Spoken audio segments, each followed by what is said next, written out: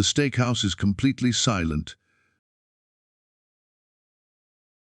Not the comfortable silence of fine dining, but the kind that feels heavy, uncomfortable, wrong. Every table has stopped mid-motion, forks hover in the air, glasses rest half-raised, conversations die without warning.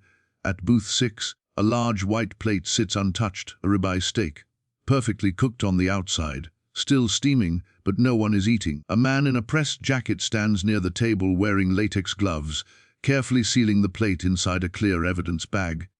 He works slowly, methodically, as if he already knows how serious this is. Across the room, the restaurant manager stands frozen. His face has lost all color. Sweat beads along his hairline. His mouth opens, but no sound comes out. Whatever confidence he had earlier tonight is gone, replaced by something close to panic. Near the service station, a waitress grips the edge of the counter so tightly her knuckles have turned white.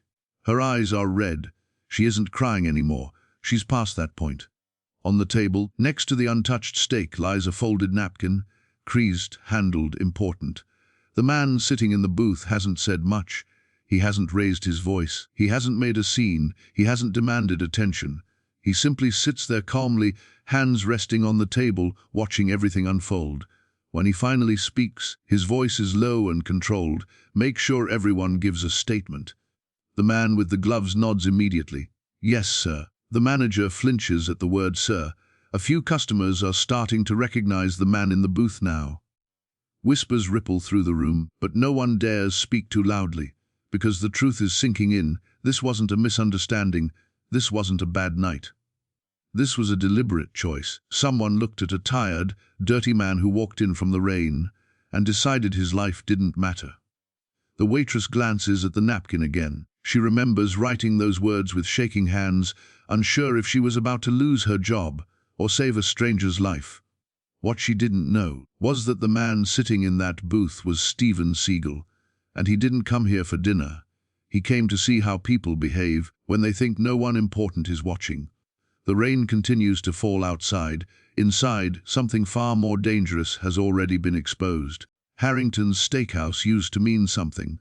For decades, it was the kind of place where deals were made quietly over dry, aged ribeye and expensive wine. Movie executives, lawyers, old money.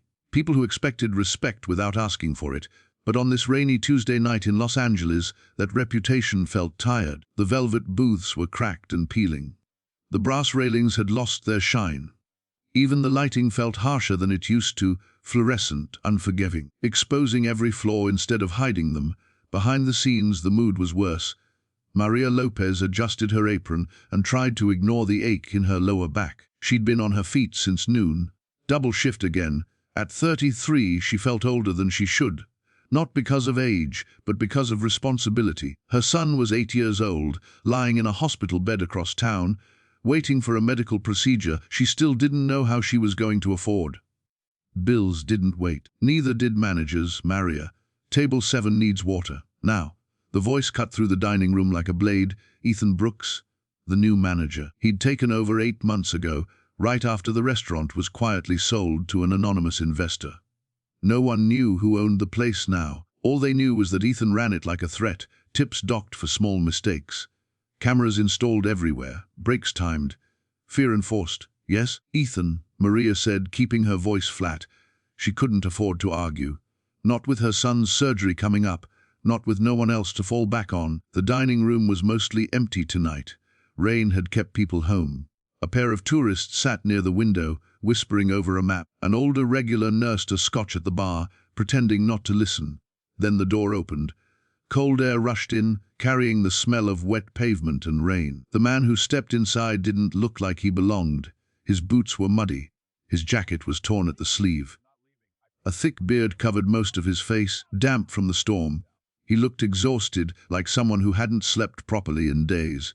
He paused just inside the doorway, letting his eyes adjust to the light. Ethan saw him immediately. His expression tightened with irritation. He walked straight toward the entrance, polished shoes clicking loudly against the floor, making sure everyone noticed who was in charge. "Hey," Ethan said sharply. "We're not a shelter." The man looked at him calmly.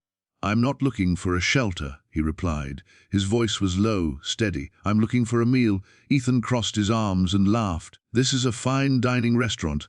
We have standards." The man glanced down at his boots. "Then back up? I have money," he said.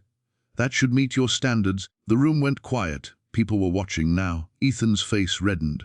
"You're going to scare off my customers?" "I am a customer," the man replied. Without waiting for permission, he stepped around Ethan and walked into the dining room. Not rushed, not defiant, certain. He chose a small booth near the back, close to the kitchen doors, the table restaurants usually gave to people they wanted to forget. Maria watched from a distance. Something about him didn't match the way Ethan was treating him. He wasn't loud. He wasn't drunk. He wasn't asking for anything special. He just sat down, picked up the menu and waited. Ethan turned sharply toward Maria. "Get him out," he hissed. "I don't care how." Maria swallowed. She looked at the man in the booth again, then at Ethan, and she realized something dangerous. This night wasn't going to end quietly. If you were the manager, would you judge someone by how they look or by how they act? The answer to that question was already being decided, and it was going to cost someone everything. The manager doesn't back off. In fact, once the man takes his seat, Ethan Brooks seems even more irritated, like the quiet refusal to leave has challenged something personal.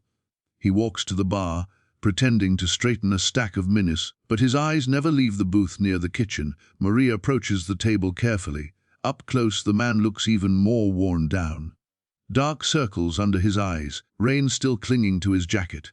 His hands rest on the table, steady, rough, controlled. "Good evening," Maria says softly.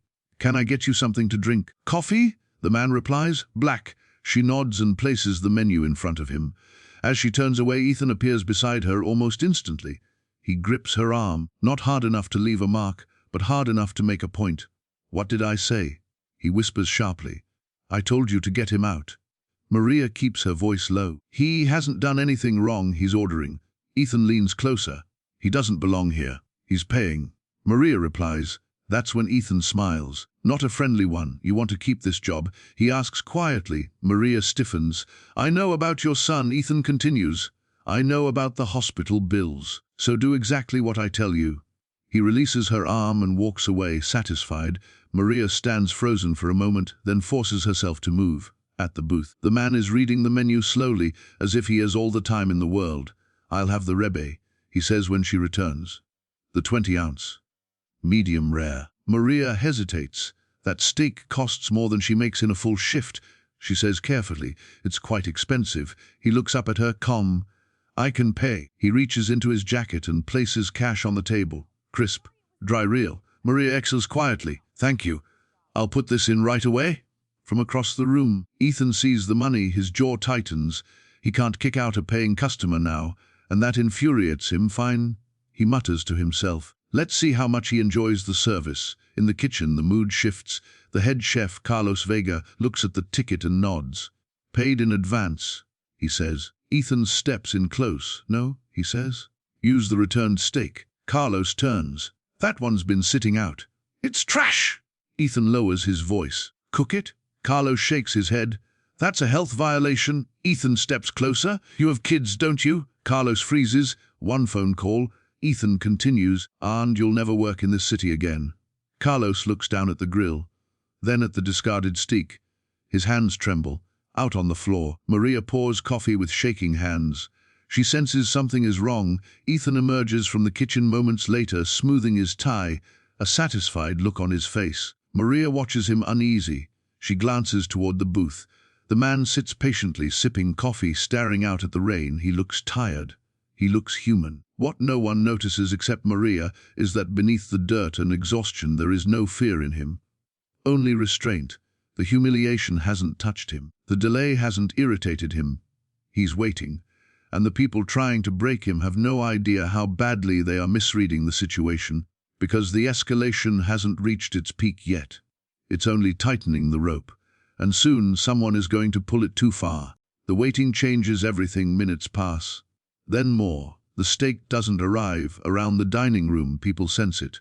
Not consciously, but something feels off. A delay like this isn't normal even on a slow night. Maria notices it first. She's refilling a glass at the service station when she looks toward booth 6 again. The man hasn't complained, he hasn't waved her over. He hasn't checked his phone impatiently. He's just sitting there watching.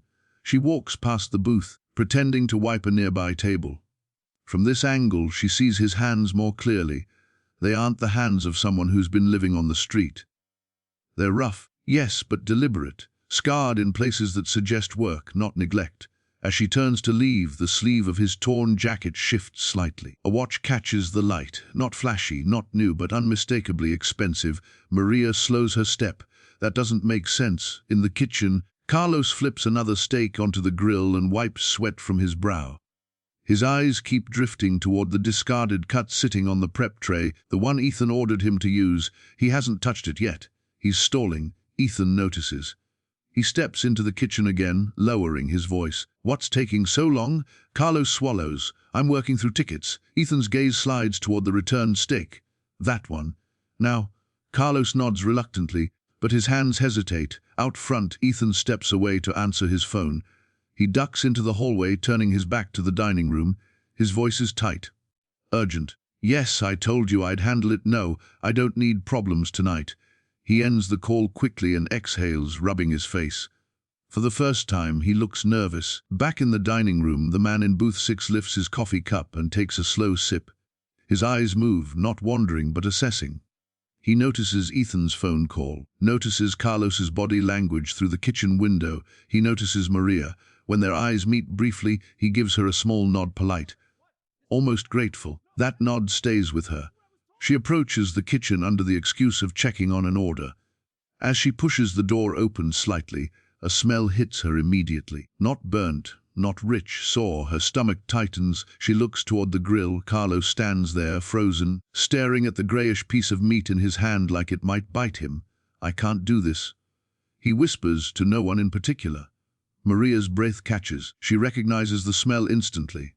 Anyone who's worked in kitchens long enough does. "That's bad," she says quietly. Carlos flinches.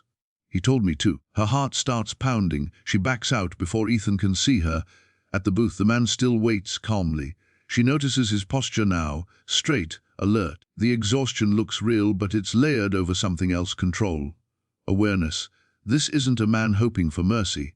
This is a man observing behavior. Maria's hands shake as she pours water. She glances at the cameras mounted near the ceiling. One by the bar, one by the kitchen doors, one near the booths, every angle covered. She looks back at the man in booth 6, at the watch, at the comm, at the way he hasn't once asked where his food is. And for the first time, a dangerous thought crosses her mind. What if he knows exactly what's happening? The steak is placed on the pass. It looks perfect. Charred just right, butter melting, herbs bright and fresh. But Maria knows the truth hiding underneath. She feels the weight of it settle in her chest. The man at the booth, quiet, patient, underestimated, is about to be tested, and so is she, because sometimes the clue isn't who someone claims to be. It's how they behave when everyone else thinks they don't matter. And the man sitting alone in that booth, he matters far more than anyone in that room realizes. Not yet, but soon. The plate leaves the kitchen. Maria sees it coming before it reaches the dining room. The ribeye sits perfectly centered, glossy with butter, herbs scattered carefully across the surface. To anyone else it looks flawless, expensive, deserved, but Maria knows what's underneath. Her chest tightens as Carlos slides the plate onto the pass. His eyes won't meet hers. His hands are shaking. "I'm sorry," he murmurs. Maria doesn't answer. She can't. She picks up the plate, feeling the heat through the ceramic. Every step toward the booth feels heavier than the last. The cameras are watching. Ethan is watching. She forces her shoulders back.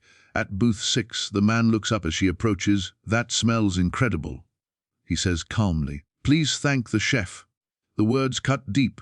Maria sets the plate down carefully, aligning the silverware the way she's done 1,000 times before. She leans in, slightly blocking the bar's camera with her body.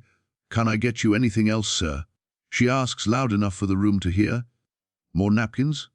Sauce?" As she speaks, her hand moves beneath the table. She presses a folded napkin into his palm, firm, intentional. Her eyes meet his for half a second. "Please." She straightens immediately and steps away, heart pounding so loudly she's sure someone can hear it. At the service station, She pretends to polish a glass. Her reflection in the mirror behind the bar looks pale, almost unfamiliar. At the booth, the man remains still. Steam rises from the steak. Slowly, deliberately, he unfolds the napkin. His eyes scan the words. And something changes. The exhaustion vanishes. His shoulders straighten, his jaw tightens. The calm doesn't disappear, it sharpens. He looks at the steak, then toward the kitchen, then back to the napkin.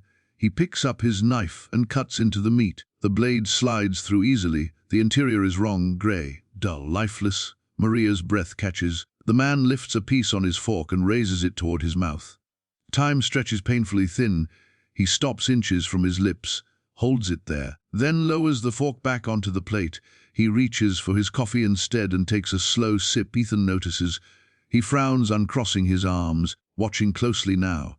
The man reaches into the inner pocket of his jacket and pulls out a phone, not old, not cracked, new, expensive, out of place. Ethan's eyes narrow. He starts walking toward the booth. No phones at the table. He snaps. "And where did you get that?" The man doesn't look up. He dials. "Daniel," he says quietly. "I'm at the restaurant." "Yes, that one." Ethan stops short. "Who are you calling?" he demands. The man sets the phone down on the table, next to the untouched steak. "Bring the lawyer." He continues into the phone. "And call the health department." Ethan laughs, sharp and forced. "You think you can threaten me?" The man finally looks at him. Not angry, not amused. "Certain this isn't a threat," he says. "It's documentation." The room has gone quiet again. People are watching. The man reaches up and removes his beanie.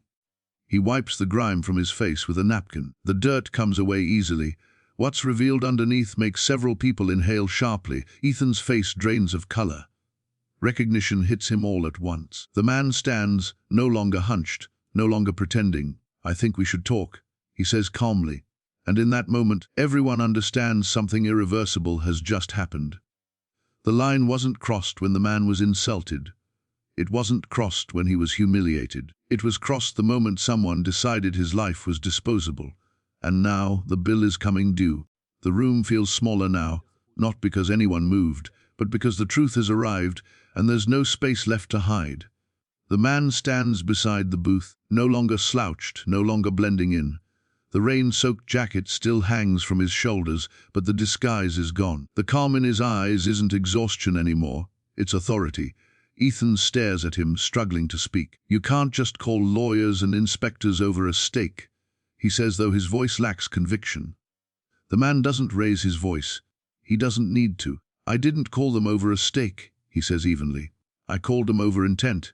That word lands hard. Around the dining room, chairs scrape softly as people shift. Someone near the bar lowers their glass. Maria stands frozen at the service station, heart racing, eyes fixed on the scene she never imagined unfolding. Footsteps approach the entrance. Two men in dark suits step inside, followed by a third carrying a slim metal case. They move with purpose, not confusion. One of them nods toward the man at the booth. "We came as fast as we could. Thank you," the man replies. He gestures toward the untouched plate. "Secure that." The man with the case puts on gloves and lifts the plate carefully, sealing it inside a clear evidence container. The steak is still warm. Ethan takes a step back. "This is ridiculous," he snaps. "You're overreacting. It was a misunderstanding." The man turns to him slowly. "No," he says. "It was a decision." He reaches into his jacket and removes the folded napkin, the one Maria slipped into his hand. He unfolds it carefully and reads aloud. "Don't eat the steak. The manager forced the chef to use spoiled meat." The room goes dead silent. Every eye turns to Maria. Her legs feel weak, but she doesn't look away. The man lowers the napkin. "She didn't know who I was," he continues. "She didn't know I owned this place. She acted because it was right." Ethan's voice cracks. "You own this place?" "Yes," the man says calmly. 18 months ago." Quietly, he lets that sink in. "My mother waited tables here decades ago," he adds. "I bought it to protect it. Tonight I came to see how people were treated when they thought no one important was watching." Ethan shakes his head. "I can explain." "Stop," the man says gently but firmly. The chef steps forward, then, hands trembling. "He ordered me to do it," Carlos says. "He threatened my family." Ethan turns on him. "You're lying." The man doesn't react. He simply looks at Ethan. "That's enough," he says. One of the suited men steps beside Ethan, blocking his path. The man turns slightly, and the light catches his face fully now. There's no doubt left, it's Steven Seagal. A few gasps ripple through the room. Steven Seagal doesn't acknowledge them. He looks at Ethan one last time. "You didn't lose your job tonight," he says. "You lost your position to decide who matters." Ethan's shoulders slump. His power is gone, stripped away without shouting, without force. Steven turns to the suited man. "Terminate his employment. File the report. Cooperate fully." The man nods, already in motion. Ethan opens his mouth again, but nothing comes out. Maria exhales shakily, realization washing over her. This wasn't luck. This was consequence. If no one knew who he was, would you have acted the same way? Steven looks around the room one final time. "Respect doesn't depend on status," he says quietly. "It reveals it." He turns back toward the booth, calm as ever. And just like that, the power in the room has shifted completely, without a single raised voice. The restaurant doesn't erupt into applause. No one cheers, no one celebrates. Instead, the room exhales, the kind of breath people release when something dangerous has passed without exploding. Ethan is escorted toward the back office, no longer arguing, no longer pretending. His authority didn't collapse in a dramatic moment, it simply vanished. And everyone in the room felt it. Maria remains at the service station, hands resting on the counter, trying to steady herself. The adrenaline fades slowly, leaving behind a quiet shock. She hadn't planned to be brave. She hadn't planned to risk everything. She only knew one thing, that letting someone get poisoned would have haunted her far longer than losing a job ever could. Steven walks back toward the booth and sits down again. Not to eat, but to wait. He looks around the dining room, taking in the faces. The guests, the staff, the silence that feels different now, cleaner. When he finally speaks, it isn't loud enough to command attention, but it doesn't need to be. "Everyone here did their job," he says. Some people forgot what that meant. He stands and turns toward Maria. "You did the right thing," he tells her simply. No speech, no praise designed to impress, just truth. Maria swallows hard. "I didn't know who you were," she says quietly. Steven nods. "That's why it mattered." He hands her a business card, plain, understated. "A name, a number. Call me tomorrow," he says. "Bring your paperwork. We'll figure out the rest." She looks down at the card, then back up at him, disbelief mixing with relief. Across the room, Carlos wipes his hands on his apron, shoulders sagging with the weight he's been carrying all night. Steven meets his eyes too. "You were put in an impossible position," he says. "Next time, you won't be." Carlos nods, ashamed but grateful. The inspector finishes sealing evidence and confers quietly with the suited men. Procedures continue. Consequences begin. But the real shift has already happened, because what was exposed tonight wasn't just corruption. It was character. Steven walks toward the exit. The rain has slowed outside, the storm losing its edge. He pauses at the door, not to look back at the manager who fell, but at the room itself. "A place like this survives on trust," he says. "Break that and nothing else matters." Then he leaves. The door closes softly behind him. The restaurant slowly returns to motion. Glasses are cleared. Conversations resume, quieter, more thoughtful. People don't talk about the steak. They talk about the waitress, about the choice she made when no one was supposed to be watching. Maria stands there for a moment longer, then straightens her apron and gets back to work. Not because she has to, but because she wants to. Something has changed. Not overnight, not magically, but permanently. Later, when the lights are dimmed and the last table is cleared, Maria looks once more at the folded napkin still resting on the table. A few words, a simple warning, a decision made under pressure. Sometimes that's all it takes, not fame, not power, not recognition, just the courage to treat someone like their life matters. Because in the end, justice doesn't always arrive loudly. Sometimes it comes quietly, wrapped in restraint, carried by integrity, and delivered by someone who never needed to explain who they were.